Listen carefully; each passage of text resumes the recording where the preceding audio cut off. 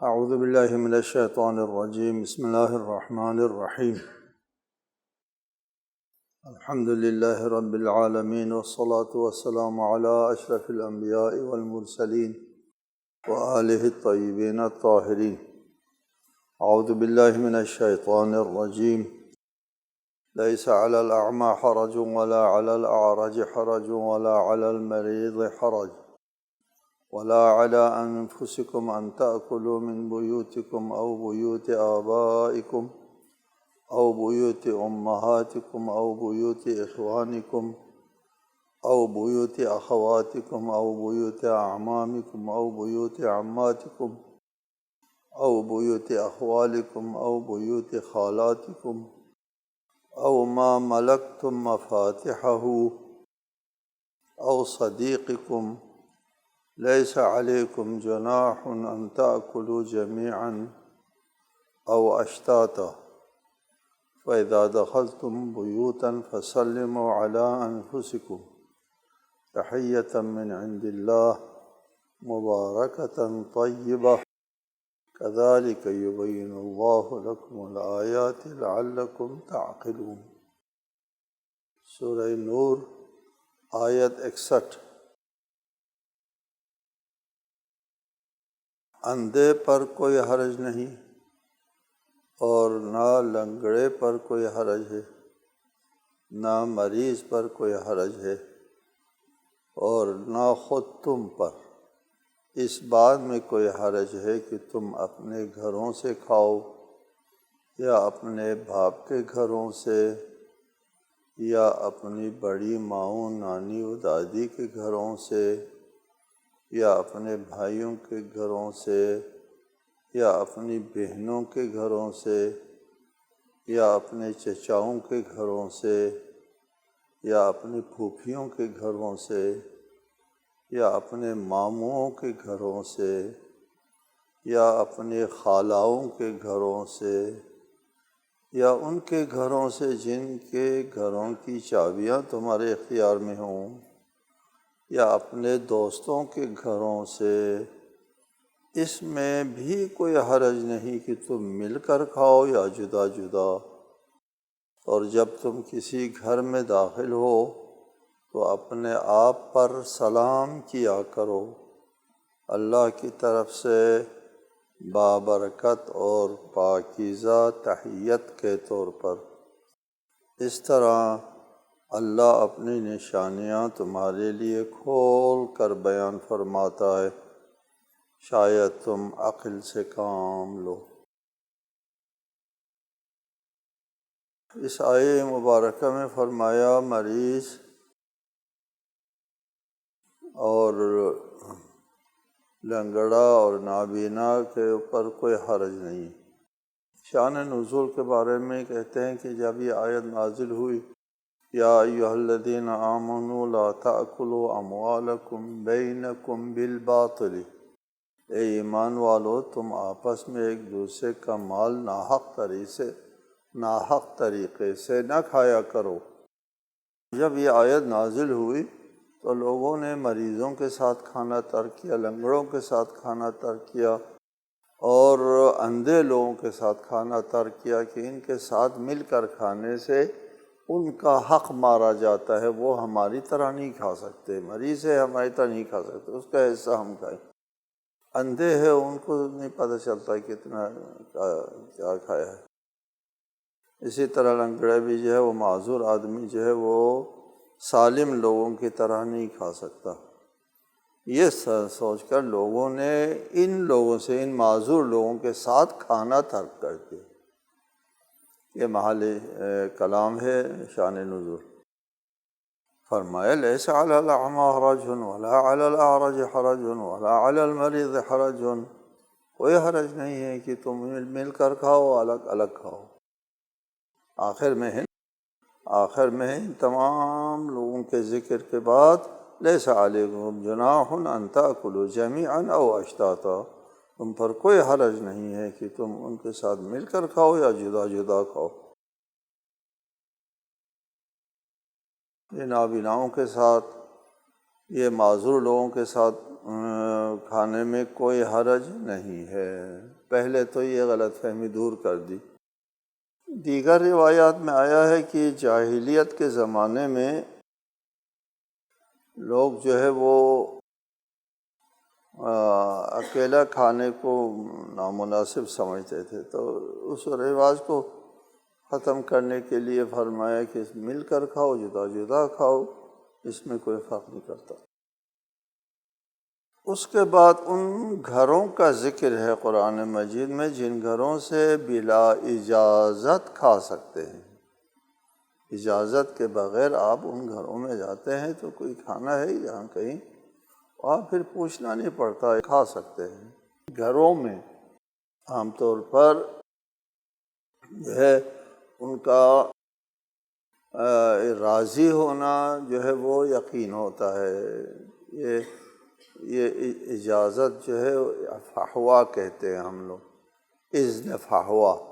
ایک تو اذن صریح ہوتا ہے کہ صریحاً انہوں نے کہا بسم اللہ کھائیے، یہ تو اذن صریح ہو گیا، اور ایک اذن فحوا ہے کہ وہ آپ کے لیے اس سے زیادہ چیز کے لیے حاضر ہے، تو یہ کم تر کھانا کھانے کے لیے یقیناً وہ راضی۔ وہ گھر یہاں سے بلا اجازت کھا سکتے ہیں، من بیوتکم، اپنے گھروں سے۔ اپنے گھر میں نہ کھائیں تو کہاں سے کھائیں گے؟ اپنے گھروں سے مراد یہ ہے کہ اپنی اولاد اور اپنے شوہر، اپنے ازواج کے گھروں سے، یہ اپنا گھر ہوتا ہے۔ چنانچہ اولاد کا گھر اپنا ہوتا ہے۔ حدیث میں ہے نا کہ اولاد جو ہے ان اطیب ما یاکل المؤمن من کسبہ، پاکیزہ ترین روزی جو انسان کھاتا ہے وہ اپنی کمائی کی روزی ہے۔ اپنی کمائی کی روزی پاکیزہ ترین روزی، من کد یمینہ وعرق جبینہ، اپنے ہاتھ کی محنت سے اور اپنے رخساروں کے پسینے سے، جی جو روزی جو مال کھایا جاتا ہے وہ سب سے پاکیزہ، اطیب، سب سے پاکیزہ ما یاکل المؤمن، یہ کسب، وَأَنَّ وَلَدَهُ مِن کسبہ، اور اس کے اولاد بھی اس کی کمائی ہے۔ اولاد کے پاس سے کھانا اپنی کمائی سے کھانا ہوتا ہے۔ لہٰذا بیوتکم میں اولاد کے گھر بھی آتے ہیں، اولاد کے گھر میں جا کر آپ آرام سے کھا سکتے ہیں۔ او بیوت آبائکم، اپنے باپ دادا پر دادا صاحب اس میں شامل ہے، ان کے گھروں سے آپ بلا اجازت کھا سکتے ہیں۔ پوتا ہے، پوتا دادا کے لیے زیادہ عزیز ہوتا ہے۔ او بیوت امہاتکم، ماں دادی اور اس میں سب شامل ہے، ان کے گھروں سے آپ بلا اجازت کھا سکتے ہیں۔ جی ان کے علاوہ دیگر جو رشتہ دار ہیں ان کے مالکوں کی اجازت اور حسب ضرورت کھا سکتے ہیں۔ ان سب گھروں سے حسب ضرورت کھا سکتے ہیں، ضرورت سے زیادہ نہیں کھا سکتے۔ روایت میں ہے حسب ضرورت کھا سکتے ہیں، اور وہ جیب میں ڈال کر نہیں لے جا سکتے، ضرورت سے زیادہ نہیں کھا سکتے۔ بلکہ ایک مسئلہ یہ بھی ہے کہ آپ کو کسی نے دی ہے دعوت، اور پھر آپ ان کے گھر پہنچ جاتے ہیں، اور پہنچ کر آپ صدر مجلس میں بیٹھتے ہیں۔ صدر مجلس میں بڑے لوگوں نے آ کر کے بیٹھنا ہے، پہلے جا کر کے آپ بیٹھ گئے، مالک مکان آپ کو نہ اٹھا سکتے ہیں نہ وہاں بیٹھنے کے لیے راضی، یہ اور وہ جگہ عرف میں آپ کی نہیں ہے، آپ صدر مجلس میں بیٹھنے کی شخصیت نہیں ہے، کہتے اشکال ہے، راضی نہیں ہے مالک، بلایا ہے آپ کو، دعوت دی ہے۔ ایک دوسری چیز، آپ جب کھانے لگتے ہیں تو ڈھونگے سے بوٹیاں جنہیں وہ سارا اٹھا کر کے آپ نے ڈال دیا، مالک دیکھ رہا ہے کہ یہ بندہ عجیب ہے، دوسروں کے لیے کوئی ایک بوٹی بھی نہیں چھوڑی، ہاں جی، وہ راضی نہیں۔ اس طرح معمول سے زیادہ اس طرح جائز نہیں ہے کھانا کھانا، معمول سے زیادہ۔ اس نے دعوت دی ہے آپ کو، گھر میں کھانے کے لیے بلایا ہے، اس کے باوجود جہاں آپ نے بیٹھنا ہے وہاں نہیں بیٹھا، اور جتنا آپ کھاتے ہیں عموماً اس سے زیادہ آپ نے تصرف کیا، اس میں اشکال ہے۔ دیکھیں نا، اجتناب کرنے والے متقی لوگ جو ہے یہاں تک خیال رکھتے ہیں حلال حرام جائز ناجائز کا۔ او ما ملکتم مفاتحہ، یا جس کی چابی تمہارے اختیار میں ہو، اس سے مراد جو ہے وہ مملوکہ غلام لیا ہے کہ غلام بھی اپنے مالک کے گھر سے کھا سکتا ہے۔ بعض دیگر لوگوں نے کہا کہ وہ چوکیدار غلام نہیں ہے، چوکیدار ہے، اس کے ہاتھ میں اس نے چابی دے رکھی ہے، وہاں پر کوئی مال پڑا ہوا ہے، تھوڑا سا اٹھا کے وہ کھا سکتا ہے۔ او صدیقکم،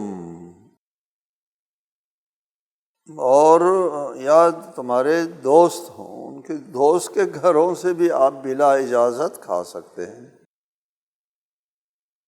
یہ دوست بھی ایسے جگری دوست ہے کہ وہ آپ کے کھانے پر راضی ہے۔ بعض لوگ تو ہوتے ہیں کہ کھائیں تو زیادہ راضی ہوتے ہیں، نہ کھائیں تو راضی نہیں ہوتا۔ جیسے مہمان ہے، مہمان ٹھیک ٹھاک کھائیں تو میزبان راضی ہوتا ہے، الحمدللہ ٹھیک ٹھاک کھایا، ہمارا کھانے نے مزہ دیا ہوگا مہمان کو، نہ کھایا تو آزردہ ہوتا ہے۔ یہ دوست بھی اسی طرح کا دوست ہے، کھائے تو پھر خوش ہوتا ہے۔ یعنی حدیث میں ہے کہ دوست کے ہاں کھانا اس وقت صحیح ہے، دوست جب آپ کو یقین ہے کہ وہ راضی ہے۔ اذن فحوہ جو آپ کو بتایا ہے، اذن فحوہ، جب اس نے اس کام کے لیے اجازت دی ہے تو اس چھوٹے کام کے لیے بطریق اولا اجازت ہے۔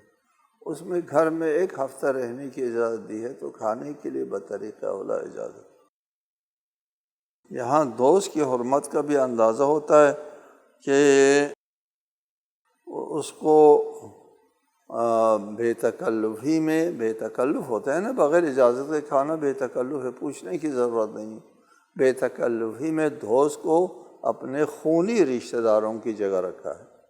جی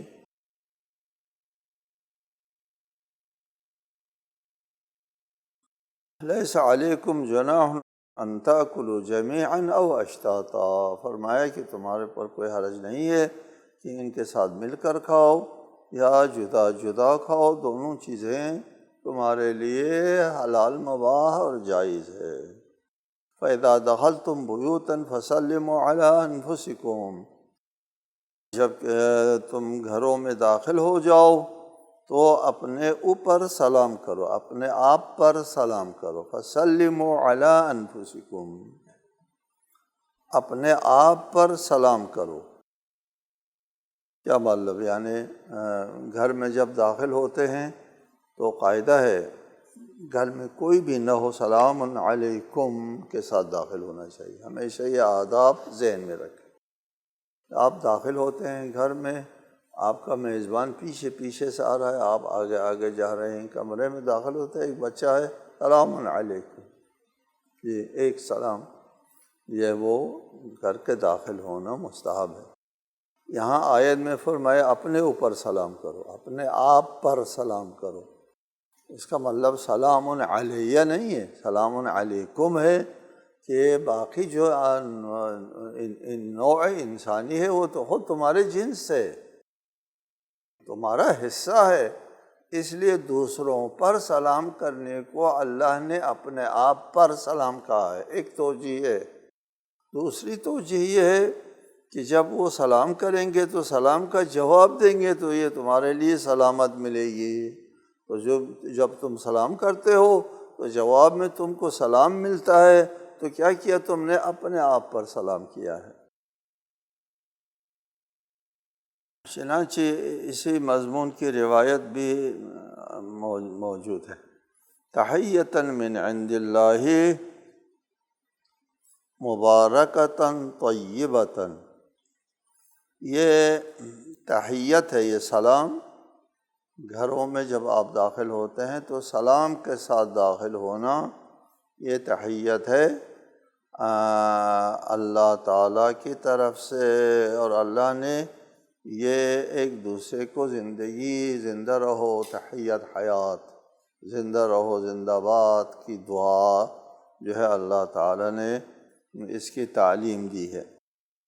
یہ تحیت جو ہے وہ مبارکتاً، یہ برکتوں میں اضافے کا سبب بنتا ہے۔ جب آپ سلام کرتے ہیں، سلامت کی دعا دیتے ہیں، تو پھر آپ کو بھی اس میں فیض ملتا ہے۔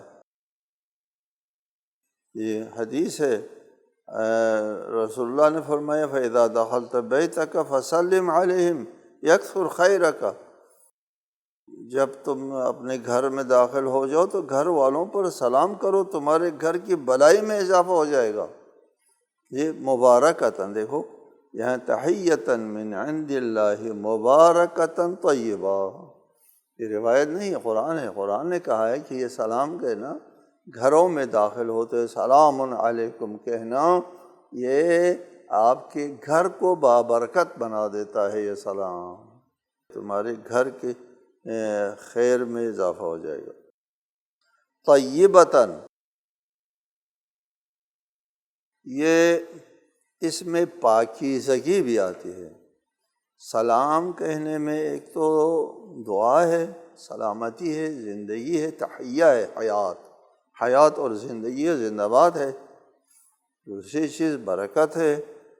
تیسری چیز جو ہے یہ پاکیزگی ہے، آپ کو پاکیزہ بنا دیتا ہے یہ سلام۔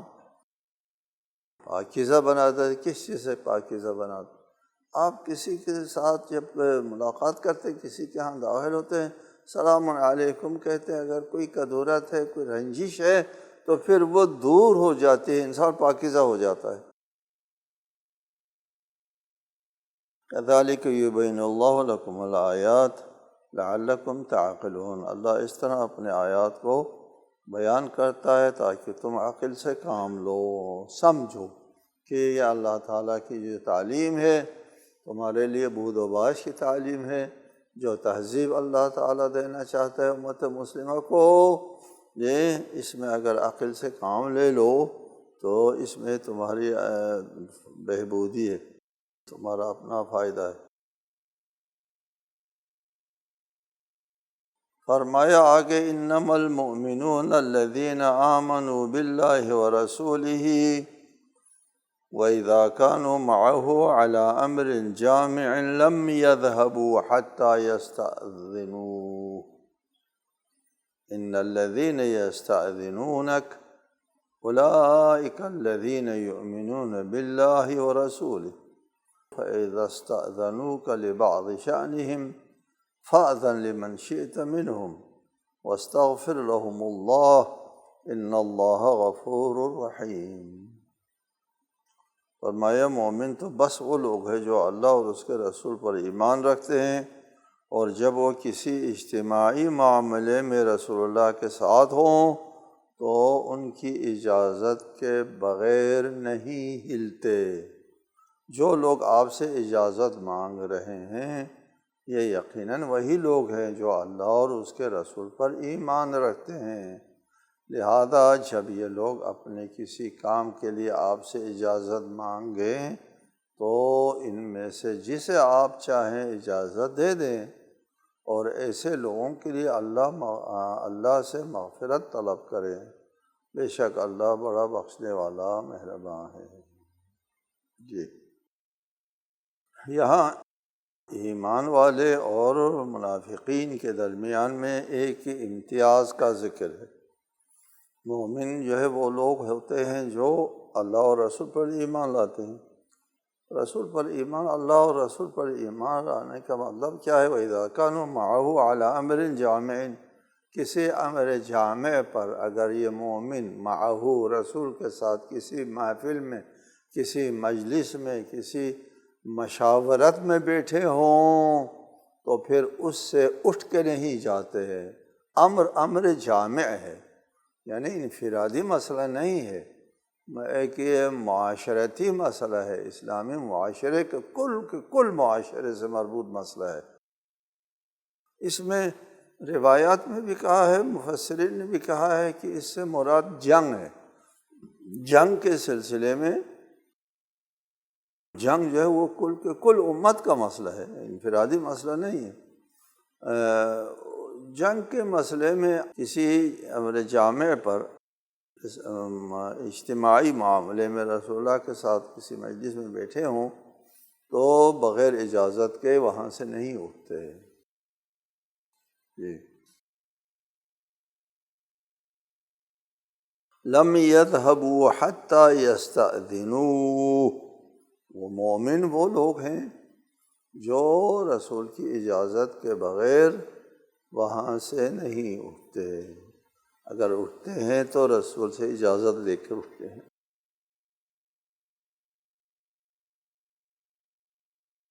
یہاں پہ ہے رسول اللہ کے اوپر اگرچہ وحی نازل ہوتی ہے اور وحی کے اوپر عمل کرنا ہوتا ہے، اور ہمارا یہ موقف ہے، پہلے بھی آپ کو بتایا، رسول اللہ جو ہے وہ کوئی اجتہاد نہیں کرتے۔ آپ کو بتایا، واضح لفظوں میں بتایا، اجتہاد جو ہے وہ کس کو کہتے ہیں؟ اجتہاد کس کو کہتے ہیں؟ اجتہاد کہتے ہیں دلیل کو سمجھنے کے لیے کوشش اور سعی کرنا، دلیل سمجھنے کے لیے۔ ٹھیک ہے، قرآن ہے، حدیث ہے، اور حدیث میں بھی تضادات ہے اور اختلاف ہے، باہم تصادم ہے، قرآن جو ہے وہ متشابہ ہے۔ اس وقت جب دلیل سمجھ میں نہیں آتی، واضح نہیں ہے، تو اس دلیل کو سمجھنے کے لیے، قرآن کی ایک آیت کو سمجھنے کے لیے قرآن کی دیگر آیتوں سے مدد لینا ہوتا ہے، حدیث سے مدد لینا ہوتا ہے، حدیث رسول سے مدد لینا ہوتا ہے۔ اور حدیث میں اگر تصادم ہے تو پھر اس حدیث کے اوپر جو ہے کام کرنا ہوتا ہے، بہت محنت کرنا ہوتا ہے، مجتہد کو محنت کرنا ہوتا ہے، اجتہاد، جد و جہد، کوشش کرنا ہوتا ہے، سعی کرنا ہوتا ہے، اس کو اجتہاد کہتے ہیں۔ دلیل کو سمجھنے کی کوشش کرنے کو اجتہاد کہتے ہیں۔ رسالۃ مآب کے لیے دلیل کو سمجھنے کے لیے کوشش کی ضرورت نہیں، وحی نازل ہوتی ہے واضح لفظوں میں، رسول کو خود سمجھ میں نہ آئے تو پھر کس کو سمجھ میں آئے گا؟ رسول جو ہے وحی کو سمجھتے ہیں اور کوئی ابہام نہیں ہوتا۔ تمام احکام اللہ تعالیٰ کی طرف سے نص صریح کے ذریعے پیغمبر کے قلب پر نازل ہوتا ہے، اجتہاد کی ضرورت نہیں ہوتی۔ اس کے باوجود اجتماعی معاملات ہیں، اجتماعی معاملات، تنظیمی معاملات ہے، اس کے لیے وشاورہم فی الامر، اس امر میں، امر کی جمع امور ہے، اوامر، معاملات میں، علی امر جامع، اس آیت میں فرمایا کہ اجتماعی امور میں، اجتماعی امر میں رسول اللہ کے ساتھ بیٹھے ہو تو وہ کھسک کے نہیں جاتے، چھوڑ کے نہیں جاتے بلا اجازت۔ یہ وشاورہم فی الامر، الامر سے مراد یہ امر جامع ہے، وشاورہم فی الامر، یہ امر جامع ہے، کل معاشرے کا مسئلہ ہے، سب کو اعتماد میں لینا ہوتا ہے، سب کو آگاہ کرنا ہوتا ہے، سب کو بتانا ہوتا ہے، سب سے رائے لینا ہوتا ہے، مشورہ لینا ہوتا ہے، اور خود جنگ کرنا جو ہے وہ نص صریح سے حکم واضح ہے، جنگ کرنا ہے۔ اور جنگ کی نوعیت میں اور اس کے طریقے ہوتے ہیں، اس میں مشورہ کرتے ہیں۔ جبرائیل امین جب وحی لے کر کے نازل ہوتا ہے تو جنگ کا حکم دیتے ہیں، اور اگر کوئی مسئلہ جو ہے اہم ہے اس کی بھی نشاندہی کرتا ہے یہ، لیکن ہر چھوٹی موٹی ساری بات جو ہے وہ وحی میں ہونا ضروری نہیں ہے۔ جنگ کرو اور پھر آپس میں کیسے چلنا ہے، کب صبح کو چلنا ہے، شام کو چلنا ہے، یہ مشورہ کر کے طے کرنا ہوتا ہے۔ علی امر جامع، وشاورہم فی الامر سے مراد یہ ہے۔ تو اس وقت وہ آداب مجلس رسول کا احترام کرتے ہیں مومن، اور منافق ایسا نہیں کرتے، منافق کھسک جاتے ہیں دوستوں کے آڑ میں، یہ پھر کوئی لڑائی جھگڑا وغیرہ کہتے ہیں، کوئی جہاد محاد وغیرہ کا ذکر ہے، وہ نکل جاتے ہیں۔ علی امر جامع لم يذهبوا حتى يستأذنوا،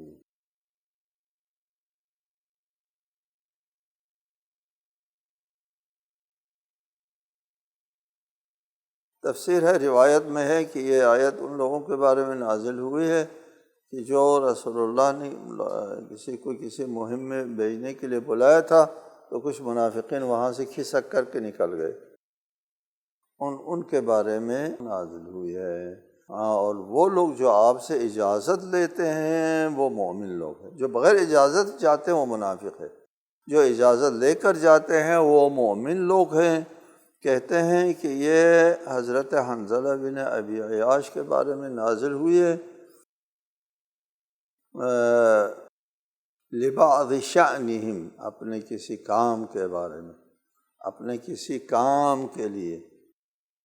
یہ بدر کی لڑائی کے لیے جانے کا حکم ہوتا ہے، اس میں حضرت حنظلہ جو ہے وہ ایک صحابی رسول، اس کی شادی کی رات تھی، وہ رات، اسی رات کو شادی ہو رہی تھی، تو اس نے اجازت مانگی وہاں سے کہ یا رسول اللہ میری آج شادی ہوئی ہے، مجھے آج کے رات جو ہے اجازت دے دے، میں صبح کو بدر میں ملحق ہو جاؤں گا۔